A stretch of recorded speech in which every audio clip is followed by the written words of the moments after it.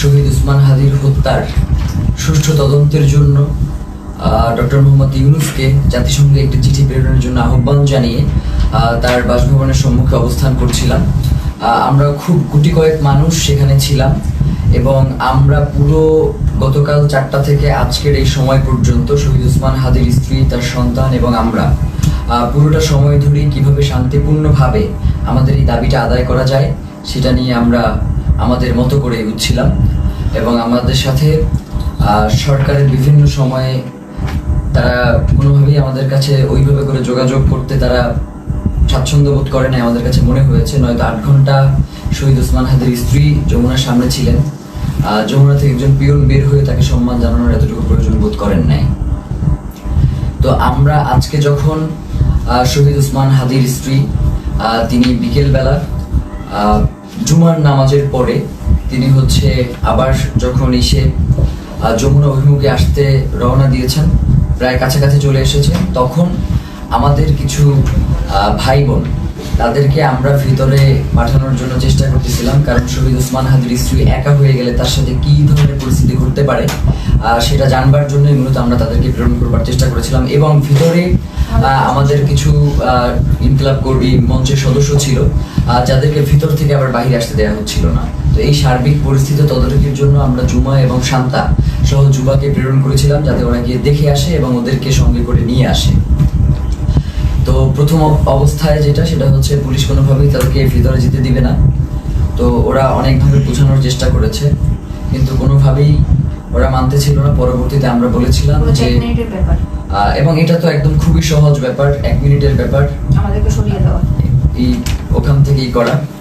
তো ওরা কি করেছে, জুমা এবং শান্তার গায়ে হাত তুলেছে এবং দেখবেন যে শান্তাকে গলা চেপে ধরেছে এবং জুমার পুরো গালে তারা তাদের খামচি দিয়েছে আর কি, মানে এইটা কি, এবং বুট দিয়ে ওদেরকে রাস্তায় পাঠিয়েছে।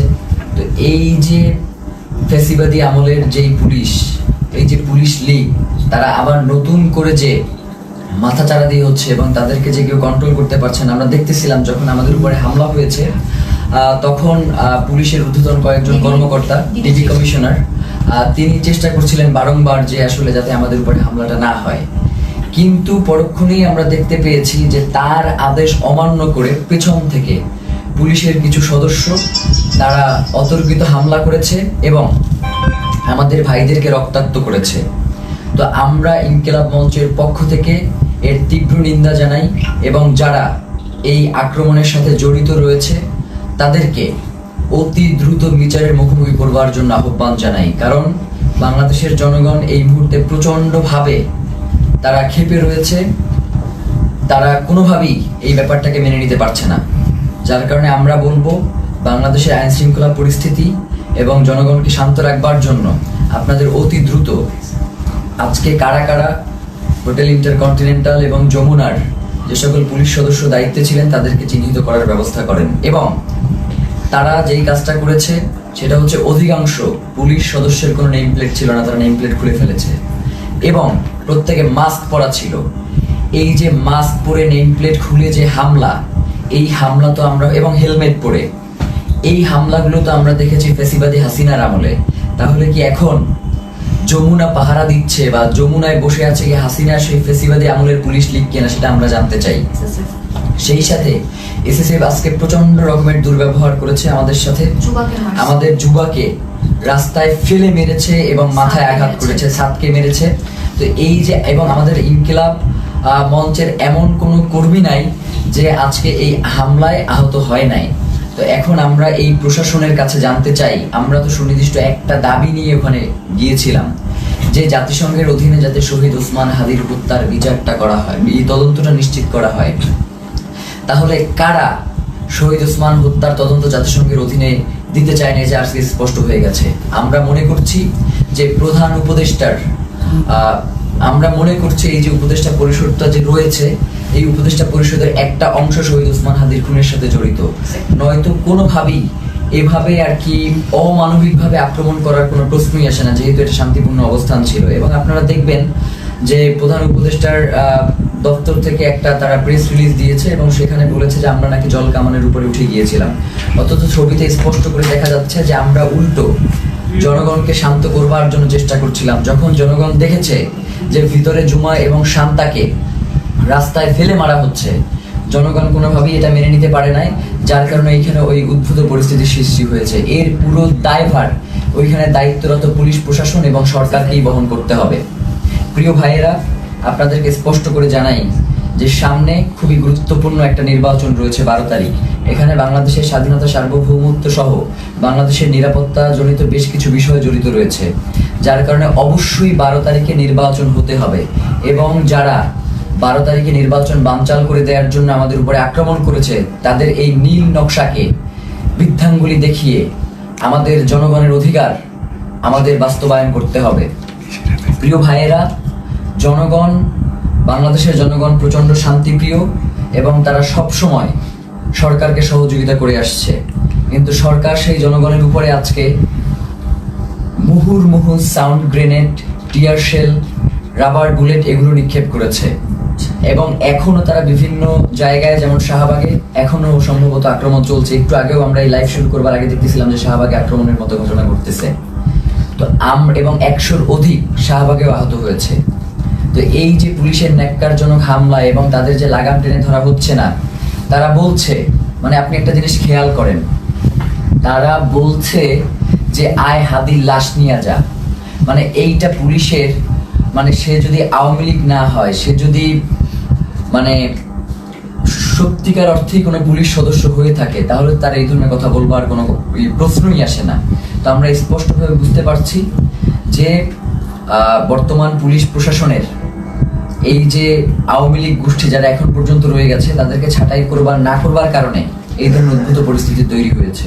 এর দায়ভার এই অন্তর্বর্তীকালীন সরকারকেই নিতে হবে। এবং আমরা আশঙ্কা করছি যে যমুনার ভিতরে হয়তো অন্তর্বর্তীকালীন সরকার সেফ না, কারণ যারা আমাদের উপর যেইভাবে আক্রমণ করেছে, তারা যে কোনো মুহূর্তে যমুনায় ডক্টর মোহাম্মদ ইউনূসের উপরেও আক্রমণ করতে পারে।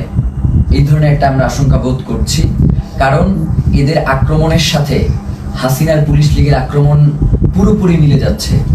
এবং সেই সাথে আমরা এটাও আপনাদেরকে বলতে চাই যে আমরা দেখতেছেন তো আমাদের কি অবস্থা, তারপরেও আমাদেরকে শান্তিপূর্ণভাবে সকল অবস্থার মোকাবেলা করতে হবে। আমরা চাই যাতে বাংলাদেশে কোনো উদ্ভূত পরিস্থিতির সৃষ্টি না হোক, যার মাধ্যমে মূলত আজকের আক্রমণটা হয়েছেই হচ্ছে নির্বাচনকে বানচাল করে দেওয়ার জন্য। সুতরাং এই নির্বাচন অবশ্যই হতে হবে এবং সেটা 12 তারিখেই হতে হবে। এবং যারা নির্বাচন বানচাল করতে চায় তাদেরকে আমাদের রুখে দিতে হবে। আমরা কোনোভাবেই এই নির্বাচনকে বানচাল করতে দিব না, কারণ বাংলাদেশের জন্য এই নির্বাচন অত্যন্ত গুরুত্বপূর্ণ। প্রিয় ভাইয়েরা, সেই সাথে আমরা আপনাদেরকে স্পষ্ট করে যে জিনিসটা জানাতে চাই, সেটা হচ্ছে শহীদ ওসমান হাদির হত্যার যেই তদন্ত, সেটা জাতিসংঘের অধীনেই হইতে হবে। আমাদের এখানে আমরা তাদের সাথে কথা বলেছি, তারা আমাদেরকে আশ্বস্ত করেছিল যে জাতিসংঘের অধীনে এটার তদন্ত হবে, কিন্তু তারা কোনো ধরনের সময়সীমা বেঁধে দেয় নাই। তারা ইতিপূর্বেও আমাদেরকে আশ্বস্ত করেছিল তারা ক্ষমতায় থাকা অবস্থাতেই শহীদ ওসমান হাদির হত্যার বিচার করবে, কিন্তু তারা সেই বিচার করতে পারে নাই। যার কারণে আমরা তাদের শুধুমাত্র কথায় আশ্বস্ত না হয়ে আমরা তাদের কাছে একটা দাবি করেছিলাম যে আপনি কবে নাগাদ এই কাজটুকু বাস্তবায়ন করবেন, এই চিঠিটা ইস্যু করবেন, সেটা আমাদেরকে জানান। এখন রাষ্ট্রের কাছে যদি আমাদের এতটুকু দাবি জানানোর অধিকার না থাকে, তাহলে তো বাংলাদেশ বলে কোনো রাষ্ট্র এই মুহূর্তে সাস্টেইন করবার কথা না। এখন তো এই রাষ্ট্র তাহলে অন্য দেশের প্রক্সি দিচ্ছে এই রাষ্ট্র কোনো না কোনোভাবে। তো প্রিয় ভাইয়েরা, আপনাদেরকে স্পষ্ট করে বলি, শহীদ ওসমান হাদির হত্যার তদন্ত জাতিসংঘের অধীনেই হইতে হবে এবং 8 তারিখে অবশ্যই এই অন্তর্বর্তীকালীন সরকারকে জাতিসংঘের কাছে চিঠি প্রেরণ করতে হবে। প্রিয় ভাইরা, এক্ষেত্রে আমাদের কিছু দাবি রয়েছে। চিঠি শুধু প্রেরণ করলেই হবে না, চিঠির ভিতরে নিম্নলিখিত আমরা যে বিষয়গুলো বলবার চেষ্টা করছি সেগুলো অন্তর্ভুক্ত থাকতে হবে। প্রথমত, সরকারকে UNOHCHR কে অনুরোধ করতে হবে যেন তারা শহীদ ওসমান হাদি হত্যাকাণ্ডে একটি স্বাধীন ও নিরপেক্ষ ইন্ডিপেন্ডেন্ট ফ্যাক্ট ফাইন্ডিং ইনভেস্টিগেশন পরিচালনা করে। এই তদন্তের স্পষ্ট কার্যপরিধি থাকবে যাতে ঘটনার সত্যতা নির্ধারণ, দায়ী ব্যক্তি ও তাদের সহায়ক নেটওয়ার্ক শনাক্তকরণ এবং জবাবদিহিতা নিশ্চিত করে করণীয় সুপারিশ অন্তর্ভুক্ত থাকবে। সরকারকে অনুরোধ করতে হবে যেন তদন্তে শুধু সরাসরি হামলাকারীদের নয়, বরং আড়ালে থাকা পরিকল্পনা, ষড়যন্ত্র, জড়িত থাকা বা সহযোগিতা, সহায়তা প্রদান কিংবা আশ্রয় প্রশ্রয় ও চিহ্নিত করা হয়, যা হত্যাকাণ্ড ও পরবর্তী পালিয়ে যাওয়াকে সম্ভব করেছে। মূল কথা হচ্ছে, খুন যারা করেছে, খুনের পেছনে যারা পরিকল্পনা করেছে, এখন পর্যন্ত খুনিদেরকে যারা আশ্রয় প্রশ্রয় দিয়ে রাখছে, তাদেরকেও এই তদন্তের মাধ্যমে উদ্ঘাটন করে নিয়ে আসতে হবে। এক্ষেত্রে সরকারকে পূর্ণ সহযোগিতার নিশ্চয়তা দিতে হবে। এতে প্রাসঙ্গিক প্রমাণ ও স্থানসমূহে প্রবেশাধিকার অন্তর্ভুক্ত থাকবে। একই সঙ্গে রাষ্ট্রীয় বা অরাষ্ট্রীয় কোনো পক্ষের হস্তক্ষেপ না হওয়ার নিশ্চয়তা প্রদান করতে হবে। কিছু অভিযুক্ত সন্দেহভাজন বিদেশে পালিয়ে থাকতে পারে, এমন প্রতিবেদনের প্রেক্ষিতে সরকারকে OSCHR এর সহায়তা চাইতে হবে, যাতে স্ট্রাকচার্ড ক্রস বর্ডার কোঅপারেশন নিশ্চিত হয়। এর মধ্যে লিগ্যাল অ্যাসিস্ট্যান্স ও ইনফরমেশন শেয়ারিং অন্তর্ভুক্ত থাকবে, যাতে দায়ীরা জবাবদিহিতা এড়িয়ে যেতে না পারে। মূল কথা হচ্ছে, শহীদ ওসমান হাদির হত্যার তদন্ত জাতিসংঘের অধীনেই হইতে হবে এবং এই তদন্ত কাজ যাতে কোনো ধরনের বাধাগ্রস্ত না হয়, সকল ধরনের সহযোগিতা এই রাষ্ট্রের পক্ষ থেকে নিশ্চিত করতে হবে।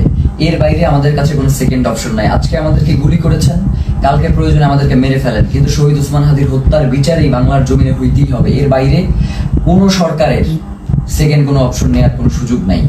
প্রিয় ভাইয়েরা, আপনাদেরকে বলি, এই যে আজকে আমাদের উপর যে ন্যাক্কারজনক হামলা হয়েছে, এই ন্যাক্কারজনক হামলার পিছনে কারা রয়েছে, কারা আমাদের উপরে অতি উৎসাহী হয়ে আক্রমণ করেছে এবং আমাদের ভাই বোনদেরকে, মানে একটা মানুষকে আসলে কতটা বাড়ি দেয়া যায় লাঠি দিয়ে, আমরা এটা প্রশাসনের কাছে জানতে চাই। একজন মানুষকে আমি ভিডিওতে দেখেছি 30 থেকে 32টা বাড়ি দিয়েছে। যতক্ষণ পর্যন্ত সে ওইখান থেকে নিরাপদ দূরত্বে না যাইতে পারছে, ততক্ষণ পর্যন্ত একজনের পরে আরেকজন তাকে আঘাত করতেই ছিল।